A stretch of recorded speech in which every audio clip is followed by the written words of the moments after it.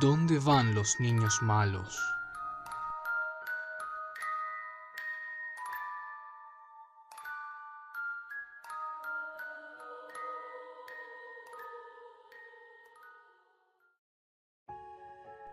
Debía haber tenido 6 o 7 años cuando vivía en el Líbano, país devastado por la guerra en aquel tiempo, y los asesinatos eran frecuentes y ordinarios. Recuerdo que durante una era muy violenta, cuando las bombas raramente se detenían, tan solo me quedaba en casa sentado frente a mi televisor, viendo un programa bastante particular. Era un programa infantil, con una duración de media hora y contenía imágenes muy extrañas y siniestras. Ahora creo que era un intento vagamente encubierto de parte de los medios de comunicación para mantener a los niños a raya valiéndose de estrategias de intimidación, porque la moral de cada episodio giraba en torno a ideologías muy cerradas. Por ejemplo, uno de los episodios decía: los niños malos se quedan despiertos hasta tarde, o los niños malos roban comida del refrigerador por la noche. Era muy raro y en árabe para rematar. No entendía mucho de ello, pero en su mayoría, las imágenes eran bastante gráficas y comprensibles. Mas, sin embargo, lo que más me impactó fue el modo en el que el programa finalizaba.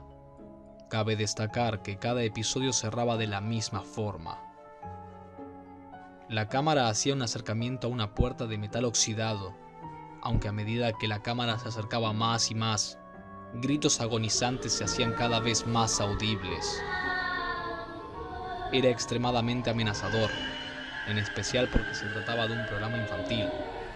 Luego, un texto aparecía en la pantalla, escrito en árabe, y este decía: ahí es donde van los niños malos. Al final, tanto la imagen como el sonido se atenuaban, siendo ese el cierre del programa. Unos 15 o 16 años más tarde, me convertí en un fotógrafo periodístico.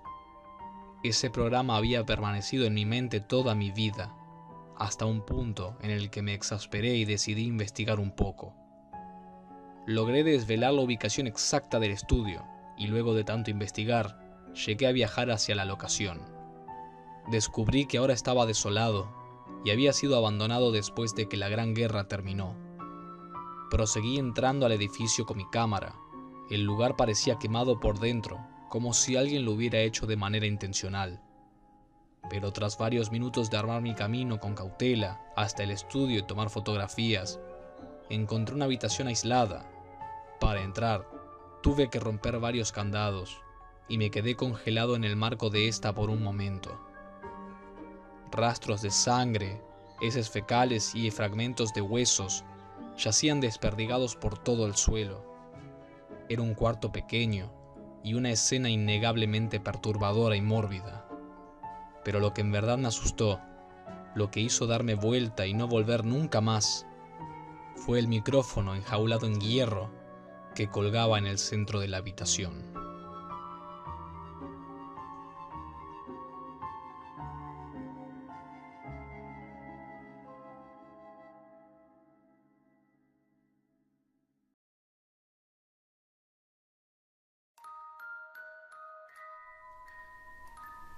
La luz del pasillo.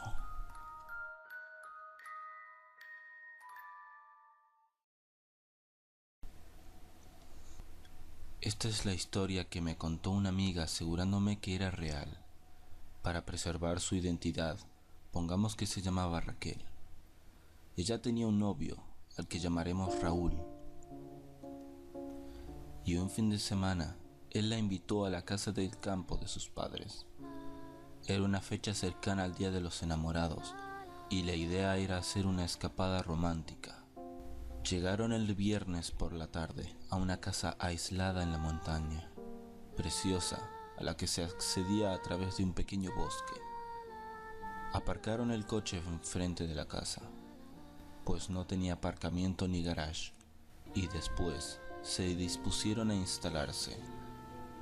Abrieron las ventanas para que se aireara, abrieron las puertas, conectaron la luz eléctrica y el gas para darse una ducha, cocinar, etc. Llegó la noche y cenaron en la planta primera de la casa, en el salón con chimenea. Raúl se había esmerado en que todo resultara perfecto. Había cocinado una cena estupenda. Pero un grito se oyó en la casa y ambos se sobresaltaron. Se quedaron en silencio, aguardando otro sonido parecido para identificar qué demonios había sonado, pero nada se escuchó. Después del susto inicial, volvieron a relajarse y estaban ya riéndose de su reacción cuando otro alarido se escuchó e inmediatamente después la luz se fue. Sin velas ni linternas, Raúl resolvió ir a la cocina para ver si habían saltado los plomos. Y Raquel, que es muy miedosa, de ningún modo se quería quedar sola. Llegaron a la cocina, que era donde estaba el cuarto de la luz. Curiosamente, solo se había saltado las llaves que correspondían a la planta baja. Volvieron a subir las llaves de modo que la luz volvió y regresaron al salón. Mi amiga Raquel aquí ya estaba bastante nerviosa. Decidieron subir a la planta alta y dormir. Raúl comenzó a bromear para quitarle hierro al asunto, comentando que si Raquel tenía tanto miedo, tal vez sería mejor idea dormir juntos, y ella le tomó la palabra. Se fueron a la habitación de los padres de Raúl y allí estuvieron hablando un rato hasta que se quedaron dormidos. Raquel no estaba teniendo unos sueños muy dulces y en mitad de una pesadilla se despertó y pudo ver la luz de una vela acercándose por el pasillo. Miró a su lado en la cama y Raúl todavía estaba ahí, así que se empezó a asustar en serio. Trató de despertar a su novio, que tenía el sueño muy pesado, mientras miraba por el rabillo del ojo y veía que la luz de la vela se iba acercando cada vez más a la habitación. ¿Por qué demonios dejaríamos la puerta abierta?, pensaba Raquel. Gritó muy alto. Raúl se despertó finalmente, pero no había rastro de la luz misteriosa. Raúl salió para ver, aunque Raquel prefirió quedarse en el cuarto esta vez. Raúl le juró que no había nadie, que seguramente estaba medio dormida aún y que había confundido la realidad con un sueño. Raquel estaba bastante segura de haberlo visto, pero si no había nadie en el pasillo ni en las habitaciones, y ninguna de las ventanas estaba abierta, entonces su novio tendría razón. Así se dejó convencer, pero tardó en dormirse esta vez. Tenía los ojos como una lechuza. Raúl volvió a quedarse dormido, y ella empezaba a sucumbir al sueño cuando otra vez la maldita luz de la vela resplandecía desde el pasillo. Esta vez Raquel estaba segura de estar despierta, y zarandeó a Raúl sin hacer ruido para que viera la extraña luz que se aproximaba cada vez más hasta el dormitorio donde estaban.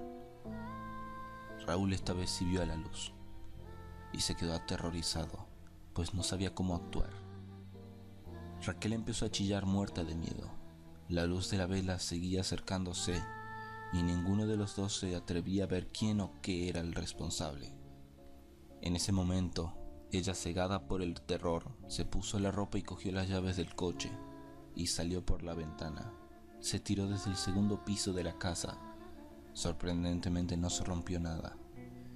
Y se quedó en el coche a dormir, pues lo único que podía hacer era pensar en la vela que se veía desde su habitación acercándose al dormitorio.